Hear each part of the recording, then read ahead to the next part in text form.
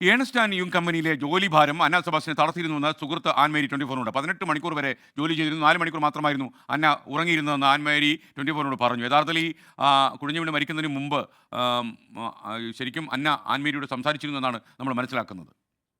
എനിക്ക് എൻ്റെ അടുത്ത് സംസാരിക്കുമ്പോഴൊക്കെ എന്താ വർക്ക് സ്ട്രെസ്സിനെ പറ്റി എപ്പോഴും പറയുമായിരുന്നു. എന്താ കമ്പനി അത് നിഷേധിക്കുന്നില്ല, ഒരു അർത്ഥമില്ല. ബേസിക്കലി അത് അവരുടെ ഒരു എന്താ പറയുക, പെട്ടെന്ന് ഒരു സ്റ്റേറ്റ്മെൻറ്റ് പറയാൻ വേണ്ടി പറഞ്ഞ പോലെയാണ് എനിക്ക് തോന്നിയത്. ഉറപ്പായിട്ടും പ്രഷർ ഇഷ്ടംപോലെ ഉണ്ടായിരുന്നു. കാരണം ഇവൾക്ക് 4-5 മണിക്കൂറാണ് ഉറങ്ങുന്നത്. രാത്രികളിലും കോൾസ് വന്നതായിട്ട് പിന്നെ നമുക്ക് അറിയാൻ സാധിക്കുന്നുണ്ട്. അസിസ്റ്റൻറ്റ് മാനേജറിൻ്റെ കോൾസ് ഒക്കെ വരുന്നുണ്ട് രാത്രി. മാനേജർ ആണെങ്കിലും രാവിലെ റിവ്യൂ ചെയ്യേണ്ട സാധനം വൈകിട്ട് ലേറ്റ് ആകുമ്പോൾ റിവ്യൂ വന്നത്. അപ്പോൾ രാവിലെ മുതൽ വൈകിട്ട് വരെ ഇവർ വർക്ക് ചെയ്യുക. അത് കഴിഞ്ഞിട്ട് വന്നിട്ട് എന്തെങ്കിലും മാറ്റാൻ പറയുമ്പോൾ പിന്നെയും അഗൈൻ ഓവർനൈറ്റ് വർക്ക് ചെയ്യുക. നമസ്കാരം. അന്ന സെബാസ്റ്റ്യന്റെ മരണം ഇപ്പൊ രാജ്യം മുഴുവൻ ആ ഒരു വിഷയത്തെക്കുറിച്ചാണ് ചർച്ച ചെയ്തുകൊണ്ടിരിക്കുന്നത്. ആരെങ്കിലും മരണപ്പെടണമല്ലോ, അധികാരികളുടെ പോലും കണ്ണു തുറക്കണമെങ്കിൽ. അപ്പൊ ഈ വിഷയത്തിലേക്ക് അധികാരികൾ പോലും ശ്രദ്ധിച്ചത് എന്താണ്? ഈ പെൺകുട്ടിയുടെ മരണത്തോടു കൂടിയാണ്. ഇപ്പൊ നമ്മൾ കേട്ടത് അന്നയുടെ സുഹൃത്തിന്റെ വാക്കുകളാണ്. 4 മണിക്കൂർ പോലും എന്താണ് ഉറങ്ങാൻ കിട്ടിയിരുന്നില്ല. അതുകൂടാതെ തന്നെ ഞായറാഴ്ചകളിൽ പോലും വർക്ക് ചെയ്യുക, നോൺ സ്റ്റോപ്പ് ആയിട്ട് വർക്ക് ചെയ്തുകൊണ്ടിരിക്കുകയാണ്. ഇപ്പൊ ഇന്ത്യയിൽ പ്രവർത്തിച്ചു വരുന്ന മിക്ക പ്രൈവറ്റ് കമ്പനിയിലെ ഒരു വലിയ വിഷയം ഇതാണ്. അവിടെയുള്ള ജോലിക്കാരൊക്കെ തന്നെ ഒന്ന് ഉറങ്ങാൻ സാധിച്ചിരുന്നെങ്കിൽ എന്നുള്ള സ്വപ്നത്തോടു കൂടിയിട്ടായിരിക്കും മുന്നോട്ട് പോയിക്കൊണ്ടിരിക്കുന്നത്. മാക്സിമം വണ്ടി അങ്ങ് വലിച്ചുകൊണ്ടിരിക്കുകയാണ്. എപ്പോഴും എല്ലാവരും പറയാറുള്ളൊരു കാര്യമുണ്ട്, അതായത് മിനിമം 8 മണിക്കൂർ ഉറക്കമെങ്കിലും വേണം. ഡോക്ടർമാരായിക്കോട്ടെ, മറ്റ് ഹെൽത്ത് കെയർ പ്രൊഫഷണൽസ് ആയിക്കോട്ടെ, അല്ലാത്ത ആൾക്കാരായിക്കോട്ടെ, സ്ഥിരം പറയുന്ന ഒരു ഇതാണ്. ഒരു മനുഷ്യന്റെ ശരീരം കൃത്യമായിട്ട് പ്രവർത്തിക്കണം എന്നുണ്ടെങ്കിൽ 8 മണിക്കൂർ ഉറക്കം അവർക്ക് അത്യാവശ്യമാണ്. 8ഇല്ലെങ്കിൽ മിനിമം ഒരു 6 മണിക്കൂറെങ്കിലും ഉറക്കം വേണ്ടേ? പക്ഷെ ഇത് അതുപോലും കിട്ടാറില്ല. എന്തിനാണ് ഈ ഉറക്കം എന്ന് പറയുന്നത് ഇമ്പോർട്ടന്റ് ആണെന്ന് പറയുന്നത്?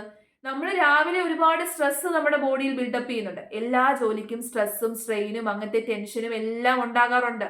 ഇല്ലെന്നൊന്നും പറയുന്നില്ല. ടെൻഷൻ ഇല്ലാത്ത, സ്ട്രെയിൻ ഇല്ലാത്ത ഒരു ജോലിയും നമ്മുടെ നാട്ടിലില്ല, നമ്മുടെ ഭൂമിയിലില്ല. പക്ഷേ രാവിലെ നമ്മുടെ ശരീരത്തിൽ ബിൽഡപ്പ് ചെയ്യുന്ന സ്ട്രെസ്സും സ്ട്രെയിനും നമ്മൾക്കുണ്ടായിരുന്ന ഡാമേജ് ഒക്കെ തന്നെ പരിഹരിക്കുന്നത് എപ്പോഴാണ്? നമ്മൾ രാത്രിയിൽ ഉറങ്ങുമ്പോഴാണ്. നമ്മുടെ ശരീരം ആ സ്ട്രെസ്സും സ്ട്രെയിനും ടെൻഷനും ഒക്കെ തന്നെ റിലീസ് ചെയ്ത് ഫുള്ളി റെസ്റ്റിൽ വന്നെങ്കിൽ മാത്രമേ പിറ്റേ ദിവസം നല്ല ഫുള്ളി പ്രവർത്തനത്തിലുള്ള ഒരു ബോഡി ആയിട്ട് നമ്മുടെ മാറത്തുള്ളൂ. പക്ഷെ ഇപ്പൊ ആ സാഹചര്യം ഇല്ല. നമ്മുടെ ശരീരത്തിലെ ഡാമേജോ സ്ട്രെയിനോ ഒന്നും തന്നെ എന്താണ് മിക്ക ആൾക്കാരുടെ ശരീരത്തും പരിഹരിക്കപ്പെടുന്നില്ല. അതിങ്ങനെ ബിൽഡപ്പ് ചെയ്തുകൊണ്ടേ ഇരിക്കുകയാണ്. ഗ്രാജുവലി എന്താണ് അത് നമ്മുടെ ഇന്റേണൽ ഓർഗൻസിലേക്ക് വരെ പോകും. നമ്മുടെ ഹാർട്ട് എന്ന് പറയുന്നത് നോൺ സ്റ്റോപ്പ് ആയിട്ട് വർക്ക് ചെയ്യുന്ന ഒരു സംഭവമാണ്. അപ്പൊ അതിന് എക്സ്ട്രാ പ്രഷറും കൂടി കിട്ടിക്കഴിഞ്ഞാൽ അത് നിലച്ചു പോകും.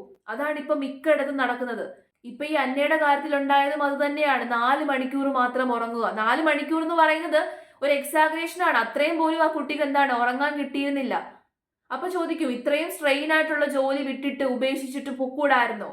അന്നയുടെ പേരൻസ് തന്നെ എപ്പോഴും പറയാറുണ്ടായിരുന്നു, റിസൈൻ ചെയ്തിട്ട് വാ. പക്ഷെ അത്രയും വലിയൊരു റെപ്യൂട്ടഡ് ആയിട്ടുള്ള കമ്പനിയിൽ ജോലി ചെയ്യുക, അതിൽ നിന്ന് കിട്ടുന്ന എക്സ്പീരിയൻസ്, അതിൽ നിന്ന് കിട്ടുന്ന എക്സ്പോഷർ, അങ്ങനത്തെ കാര്യമൊക്കെ അന്നയെ പോലെ ഒരു പെൺകുട്ടിക്ക് വളരെ ഇമ്പോർട്ടന്റ് ആയിരുന്നു. നമ്മുടെ നാട്ടിലെ പ്രൈവറ്റ് കമ്പനിയിലുള്ള ഓണേഴ്സ് അവിടുത്തെ ജോലിക്കാരെയൊക്കെ ചൂഷണം ചെയ്യുന്നത് ഈ രീതിയിലാണ്. നമ്മൾ നോക്കിക്കഴിഞ്ഞാൽ ഇന്ത്യയിൽ വളരെ പോപ്പുലേഷനിൽ ഇപ്പം 1ാം സ്ഥാനത്താണ്. അതുകൊണ്ട് തന്നെ നിരവധി ഉദ്യോഗാർത്ഥികളുണ്ട്, ഒരുപാട് യങ്സ്റ്റേഴ്സ് ഉണ്ട്, ജോലി അന്വേഷിച്ച് ഇങ്ങനെ തിരഞ്ഞു നടക്കുന്ന ഒരുപാട് യങ്സ്റ്റേഴ്സ് ഉണ്ട്. അപ്പം അവരെ സംബന്ധിച്ചിടത്തോളം എന്താണ്, ഒരു ജോലി എന്ന് പറയുന്നത് വളരെ ഇമ്പോർട്ടന്റ് ആണ്. അതുകൊണ്ട് തന്നെ നമ്മുടെ വലിയ വലിയ പ്രൈവറ്റ് കമ്പനിക്കാർക്കൊക്കെ എന്താണ് നല്ല സുഖമാണ്, ചാകരയാണ്. അവര് അവിടെ വരുന്ന ജോലിക്കാരെയും കൊണ്ട് മാക്സിമം അങ്ങ് പണി ചെയ്യിപ്പിക്കും, കഷ്ടപ്പെടുത്തും. അവര് ഇട്ടിട്ട് പോയി കഴിഞ്ഞാലും എന്താണ് വേറൊരു ഇന്റർവ്യൂ ചെയ്തിന്റെ കാര്യമേ ഉള്ളൂ. ഇഷ്ടം പോലെ ഉദ്യോഗാർത്ഥികൾ ഇങ്ങനെ എന്താണ് ക്യൂ ആണ്. അപ്പൊ ആ ഒരു സാഹചര്യം കൊണ്ട് എന്താണ് വന്നു കയറുന്ന ജോലിക്കാര് ആ ജോലി എങ്ങനെയെങ്കിലും പിടിച്ചു നിർത്തണം, എക്സ്പീരിയൻസ് വേണം. അൺഎംപ്ലോയ്മെന്റ് എന്ന് പറയുന്ന ഒരു വലിയൊരു സ്ട്രെയിൻ ആണ്. അപ്പൊ അതിൽ നിന്ന് രക്ഷപ്പെടാൻ മാക്സിമം എന്താണ് ജീവൻ പണയം വെച്ചും ജോലി ചെയ്യും. അതാണ് ഇപ്പൊ നടക്കുന്നത്, ജീവൻ പണയം വെച്ച് ജോലി ചെയ്യുക. നേരത്തെ ഈ ഡേഞ്ചറസ് ആയിട്ടുള്ള ജോലികളൊക്കെ ചെയ്യുന്ന ഇപ്പൊ പോലീസുകാരായിക്കോട്ടെ, അല്ലെങ്കിൽ ഫയർഫോഴ്സ് ഉദ്യോഗസ്ഥരായിക്കോട്ടെ, സേനയിലുള്ളവരായിക്കോട്ടെ, അങ്ങനെയുള്ള ആൾക്കാർക്കാണ് ഈ ജീവൻ പണയം വെച്ച് ജോലി ചെയ്യുക എന്നുള്ളൊരു ടേം ഉപയോഗിച്ചിരുന്നത്. പക്ഷെ ഇപ്പം ഇത്തരത്തിലുള്ള കമ്പനികളിൽ വർക്ക് ചെയ്യുന്ന ഉദ്യോഗാർത്ഥികളെ നമുക്ക് ആ ഒരു രീതിയിൽ വിളിക്കാം. ജീവൻ പണയം വെച്ചാണ് അവർ ജോലി ചെയ്തുകൊണ്ടിരിക്കുന്നത്. അവർ മനഃപൂർവ്വം അവരുടെ ശരീരത്തെ അവോയ്ഡ് ചെയ്യുവാണ്. മനഃപൂർവ്വം അല്ല, അവരുടെ സാഹചര്യം അതാണ്. അങ്ങനെ ചെയ്തെങ്കിൽ മാത്രമേ പറ്റത്തുള്ളൂ. ഉറക്കം പോലും ഇല്ലാതെ ജോലി ചെയ്തെങ്കിൽ മാത്രമേ അവർക്ക് പിടിച്ചു നിൽക്കാൻ വേണ്ടി പറ്റുള്ളൂ. അപ്പൊ ഒരു മെയിൻ വിഷയം എന്ന് പറയുന്നത് എന്താണ്? അൺഎംപ്ലോയ്മെന്റ് തന്നെയാണ്. ആർക്കും തന്നെ ജോലിയില്ല. കിട്ടുന്ന ജോലി എങ്ങനെയെങ്കിലും പിടിച്ചു വെക്കാൻ വേണ്ടി നോക്കും. നമ്മൾ നോക്കിക്കഴിഞ്ഞാൽ ഒരു യന്ത്രം ഇപ്പൊ അല്ലെങ്കിൽ ഒരു വണ്ടി, ആ വണ്ടിക്കകത്ത് ഇന്ധനം ഒഴിക്കാതെ ആ വണ്ടിയിൽ വന്നിട്ടുള്ള ഇന്റേണൽ ഡാമേജസ് ഒന്നും പരിഹരിക്കാതെ ആ വണ്ടി എത്ര ദൂരം ഓടും? അതേ കാര്യം തന്നെയാണ് നമ്മുടെ ശരീരത്തിന്റെയും. നമ്മുടെ ശരീരത്തിന് മാക്സിമം ഒരു പരിധിയുണ്ട്, മാക്സിമം അത് വലിക്കാൻ നോക്കും. പക്ഷെ ഇപ്പോഴത്തെ സാഹചര്യത്തിൽ പണ്ടത്തെ ആൾക്കാരുടെ കൂട്ടല്ല നമ്മുടെ ശരീരം. ഇപ്പൊ കുറച്ചും കൂടി ഡാമേജസ് കൂടുതലാണ്. ഇപ്പൊ കുറച്ചും കൂടി നമ്മുടെ ശരീരം ദുർബലമാണ്, വീക്കാണ്. എനിക്ക് തോന്നുന്നു കോവിഡ് വന്നതിന് ശേഷം മുമ്പത്തേക്കാട്ടിൽ പ്രൊഡക്ടിവിറ്റി നമ്മുടെ ശരീരത്തിന് കുറവാണ്. പക്ഷെ ഈ സാഹചര്യമല്ല കേട്ടോ മിക്ക വെളിരാജ്യങ്ങളിലും. അവിടെ അവരുടെ വർക്കേഴ്സിന്റെ പ്രൊഡക്ടിവിറ്റി കൂട്ടാനുള്ള കാര്യങ്ങളൊക്കെ തന്നെ അവർ ചെയ്യും. വെളിരാജ്യത്ത് പ്രവർത്തിക്കുന്ന മിക്ക കമ്പനീസും എന്താണ്, വർക്ക് ലൈഫ് ബാലൻസിന് വളരെയധികം ഇമ്പോർട്ടന്റ് കൊടുക്കുന്ന ആൾക്കാരാണ്. അതുകൂടാതെ തന്നെ ഉറങ്ങാൻ അങ്ങോട്ട് ലീവ് കൊടുക്കും. അപ്പോൾ ഒന്ന് ആലോചിച്ച് നോക്കിക്കേ. കാരണം അവർക്കറിയാം അവർക്ക് കിട്ടിയിരിക്കുന്ന വർക്കേഴ്സിന്റെ പ്രൊഡക്ടിവിറ്റി കൂട്ടുക എന്ന് പറയുന്നത് അത് അവരുടെ കമ്പനിയുടെ പ്രൊഡക്ടിവിറ്റി കൂട്ടുന്നത് പോലെയാണ്. പക്ഷെ ഇന്ത്യയിലുള്ള കമ്പനികൾക്ക് അതിന്റെ ആവശ്യമില്ല. അവർക്ക് വർക്കേഴ്സിന്റെ പ്രൊഡക്ടിവിറ്റിയോ വർക്കേഴ്സിന്റെ ഹെൽത്തോ അതൊന്നും ഒരു കാര്യമേ അല്ല. കാരണം ഇവിടെ ഇരിക്കുന്ന വർക്കേഴ്സ് പിരിഞ്ഞു പോയാലോ, സ്ട്രെസ് മൂലം പിരിഞ്ഞു പോയാലോ, മരണപ്പെട്ടു പോയി കഴിഞ്ഞാലോ അവർക്ക് പുതിയ ആൾക്കാരെ കിട്ടും. ഇഷ്ടം പോലെ കാവൽ നിൽക്കുമല്ലേ ജോലിക്ക് വേണ്ടിയിട്ട്. അപ്പൊ ആ സാഹചര്യം മാറണം. നമുക്ക് റൂൾസും റെഗുലേഷൻസും ഒന്നും ഇല്ലെന്ന് ചോദിക്കും. ഉണ്ട്, സ്ട്രിക്റ്റ് ആയിട്ടുള്ള റൂൾസും റെഗുലേഷൻസും ഒക്കെ ഇഷ്ടം പോലെ ഉണ്ട്. പക്ഷേ ഇവിടെ ഇങ്ങനത്തെ വയലേഷൻസോ റൂൾസിന്റെ റെഗുലേഷൻസിനും ഒക്കെ ഉണ്ടാകുന്ന വയലേഷൻസ് ഒന്നും തന്നെ ഗവൺമെന്റിന്റെ ഭാഗത്തേക്ക് റിപ്പോർട്ട് ചെയ്യപ്പെടുന്നില്ല. എന്തുകൊണ്ടാണ്? അതിനും കാര്യം ഇതൊക്കെ തന്നെയാണ്. കാരണം ഏതെങ്കിലും കമ്പനിയിലുള്ള ഒരു വർക്കർ റിപ്പോർട്ട് ചെയ്തെങ്കിലല്ലേ ഇങ്ങനെ ഒരു സാഹചര്യം ഉണ്ട് എന്ന് മനസ്സിലാക്കാൻ വേണ്ടി പറ്റത്തുള്ളൂ.